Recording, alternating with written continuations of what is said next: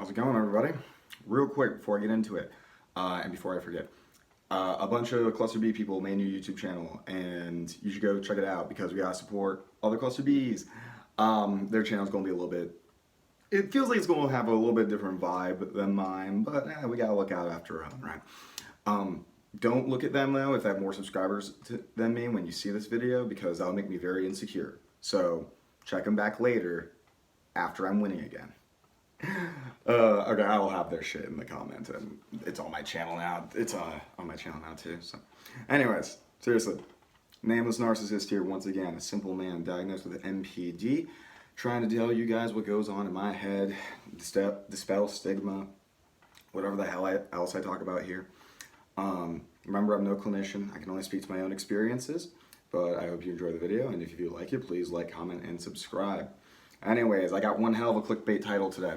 But it's a genuine one. It's true facts. What will narcissists ever tell you, or people with NPD? Good question, right? I'm sure we all want to know the answer. I love knowing secrets. But this is probably going to go down a different path than you may expect. They're never going to tell you how afraid they are. Now let me explain. I did a lot of reflecting on this over the years about my behaviors and things I've read, etc., etc. Why people with my pathology act in the ways that we do.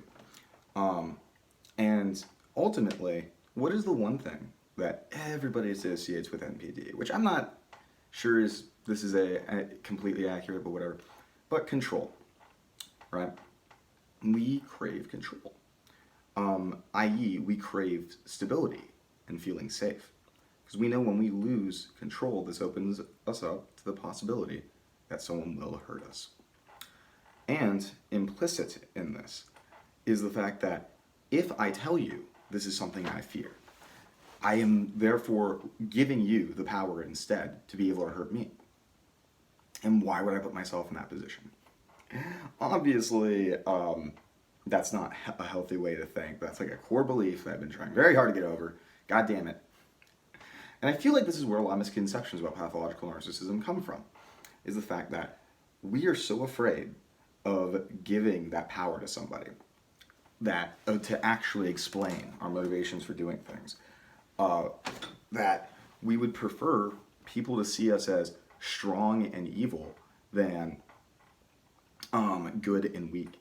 I mentioned this before, obviously, but if I hurt somebody, and the real reason I did it was because I was afraid that they would leave me or some shit like that. But they assume I did it for malicious purposes. What would I prefer them to know? What would I prefer them to think? Because if I did it for malicious purposes, I'm admitting that they hurt me. I'm letting them know that they have the power to hurt me. These are the kind of fucking games going on in my head all the time. It's very not healthy. Treatment needs to be going faster. But I do feel like that's why there's so much malice contributed to the disorder itself. And don't get me wrong, every fucking, people with that personality disorders, yes, they hurt people. But the degree of malice attributed, as I've said before, isn't accurate. Because this is protective.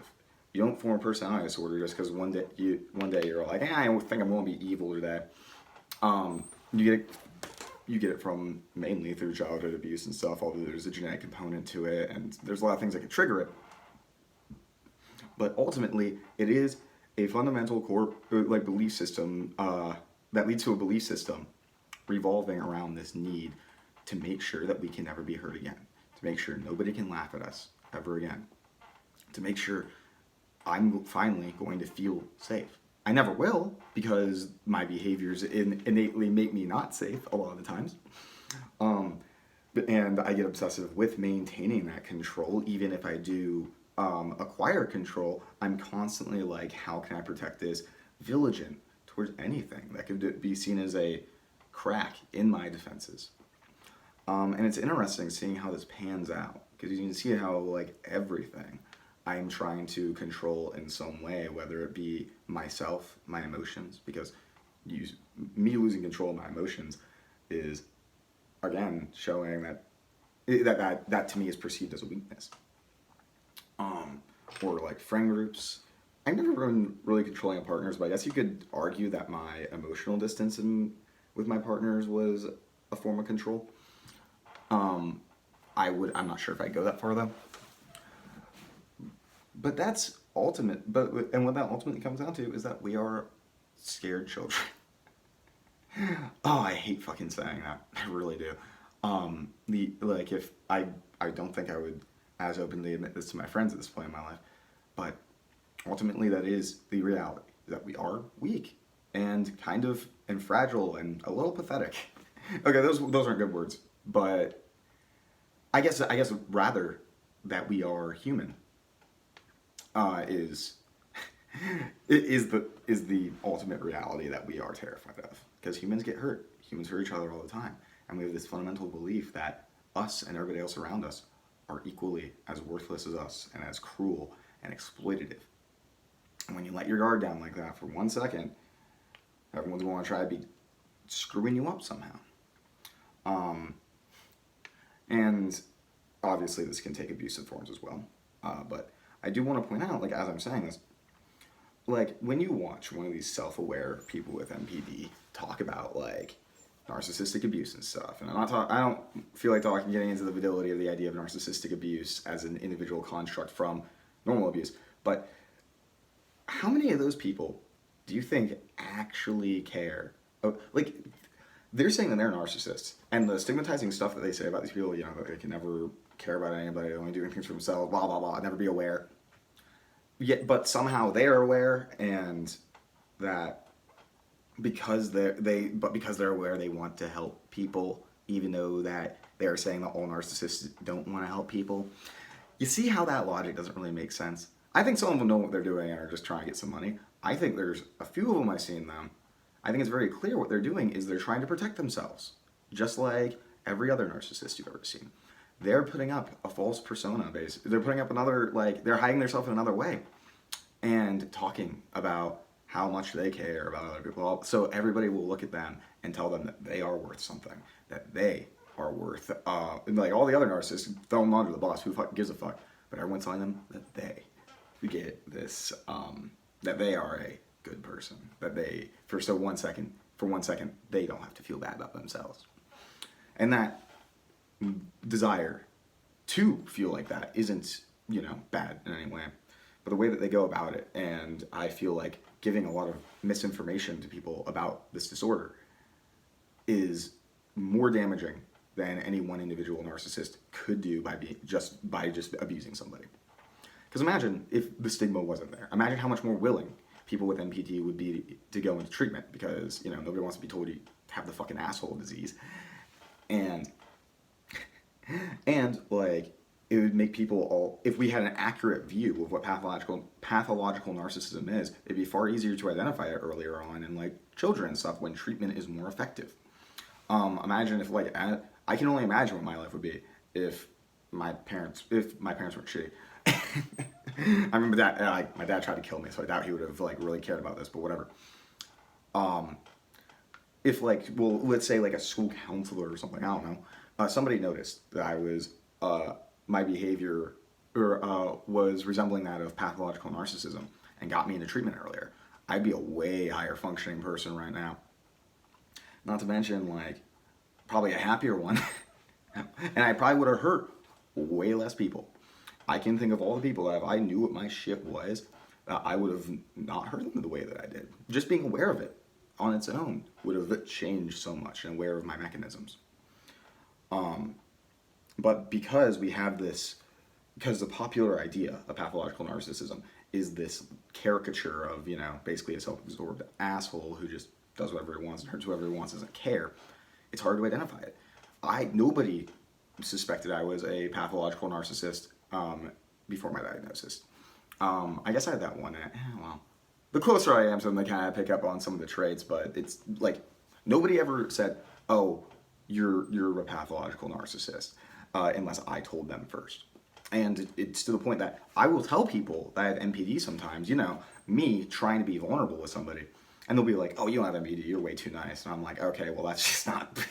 I'm like, okay, cool. You don't know what NPD is, and also like I hide pathologically because that's something that people with NPD do that doesn't really get talked about enough. Is that we hide literally everything about ourselves so that we don't feel threatened. So I was hiding the fact that I have NPD, obviously. And then I'll fucking yell about something unrelated, and they'll be like, oh, that's what it means. Yeah, like I can only have NPD when I'm being an asshole, I guess.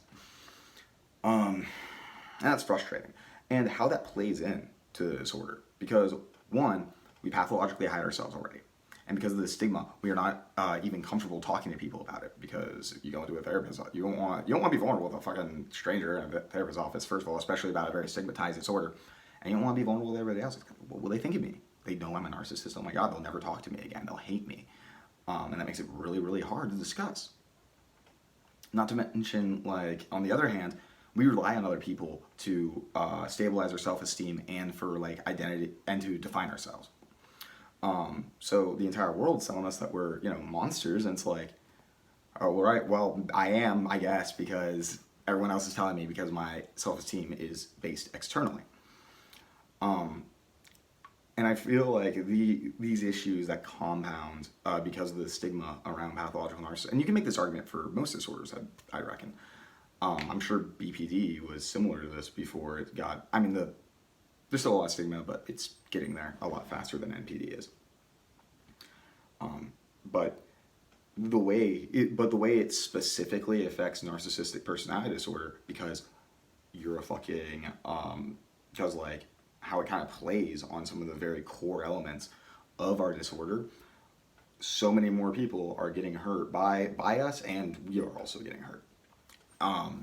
Which is why when I see these channels about narcissistic abuse, they're going at it such a wrong angle, because they're just perpetuating a narrative that ultimately is going to feed this more and more and more. Because I guarantee you, there's not a single person, not a single narcissistic person, or person with NPD, genuine NPD, who, even if they were like the worst abuser in the world, if they had NPD, they have been suffering. They may never say it because them telling somebody that they are suffering makes them vulnerable, but I guarantee that they are suffering very intensely, especially when they're alone.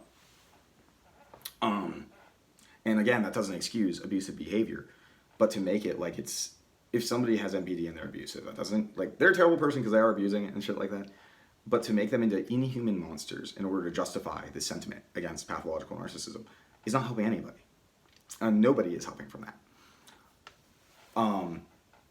Which hell, like fucking like, I feel like understanding why someone with NPD, and maybe I'm just kind of patting myself on the back here, but I feel like it's probably more helpful for somebody who did suffer at the hands of a pathological narcissist to hear genuinely what they experienced and why they did those things, instead of trying to tell these people that, oh yeah, you were just in a relationship with a monster for like 8 years and like he never cared about you, never gave a shit, blah, blah, blah, blah.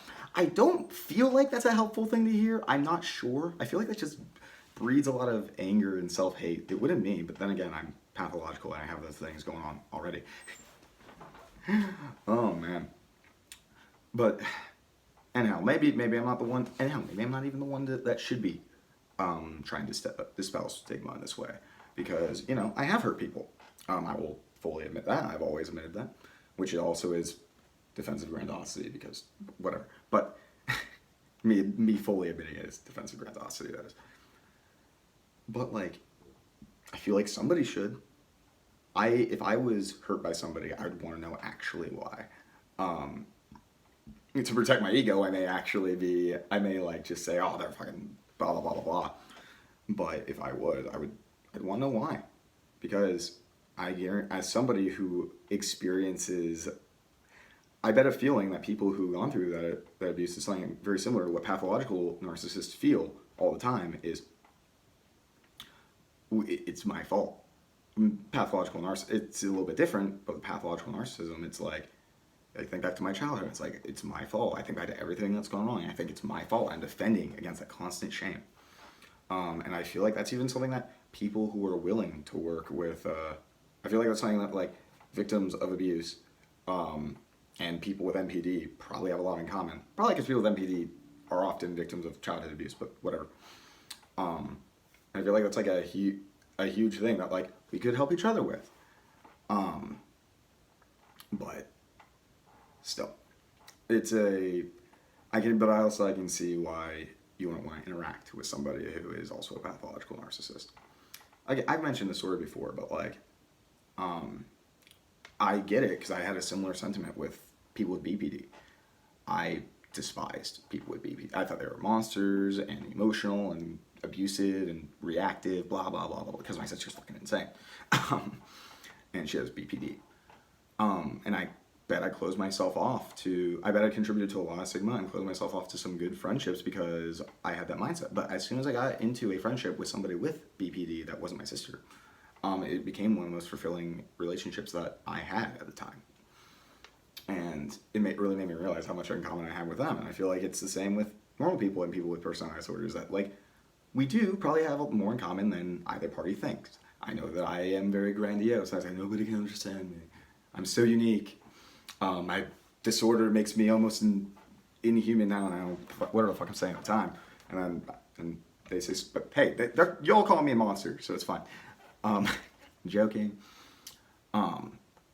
But on both ends, I think we are both way more similar than either could believe, and we have opportunities to help each other now that more information and studies and stuff and people willing to have this dialogue are there. But it feels like a very hard uphill battle given how much that how ingrained the stigma is at this point. Like even my friends don't have accurate perceptions of what narcissistic personality disorder is. I don't go out of my way to inform them, which maybe that's on me. But it does suck knowing that I always have to be on guard about getting help for my issues when that's already so hard for me to ask of somebody or ask anybody. And that leads to, because like that one, and that leads into something that could be in a whole other video.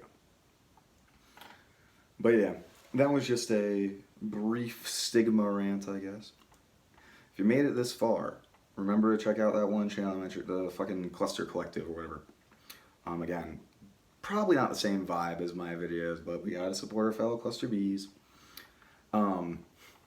But I hope you all have a good day, and take your fucking meds.